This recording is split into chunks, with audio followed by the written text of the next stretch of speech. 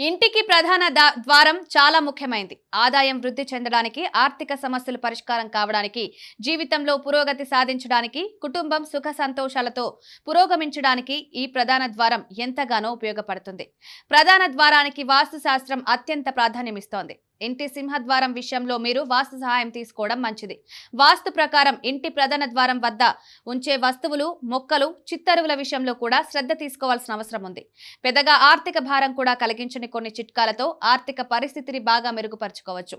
ఇంటి ప్రధాన ద్వారం వద్ద అంటే సింహద్వారం వద్ద ఒక తులసి మొక్కను నాటడం కానీ, కుండీలో ఉంచడం కానీ చేస్తే ఇంటికి శుభమని వాస్తు శాస్త్రం చెప్తోంది. ఆ తులసి మొక్కకు ప్రతిరోజు ఉదయం నీళ్లు పోస్తుండటంతో పాటు సాయంత్రం వేళ ఆ మొక్క కింద ఒక చిన్న దీపం ఉంచితే తప్పకుండా ఆ ఇల్లు సిరి సంపదలతో కలకలడాడుతుంది. ఇంట్లో ఎప్పుడూ శుభకార్యాలు జరుగుతూ ఉంటాయి. కుటుంబ సభ్యులు ఏ రంగంలో ఉన్నా పురోగతి చెందుతూ ఉంటారు. ఇంటికి ముందు గదిలో కానీ, ద్వారం వద్ద కానీ తప్పకుండా లక్ష్మీదేవికి సంబంధించిన ఒక శుభ చిహ్నాన్ని ఉంచడం ఆ ఇంటికి చాలా మంచిది.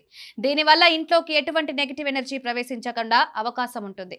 లక్ష్మీదేవి బొమ్మను గాని, ఫోటోను గాని సింహద్వారం మీద గాని, పక్కన గాని కనిపించే విధంగా అమర్చడం వల్ల ఆ ఇల్లు ఎప్పుడూ కలకలలాడుతూ నిత్య కళ్యాణం పచ్చతోరణంలా ఉంటుంది. ఆ ఇంటి వారి మీద లక్ష్మీదేవి అనుగ్రహం అపారంగా ప్రసరిస్తుంది.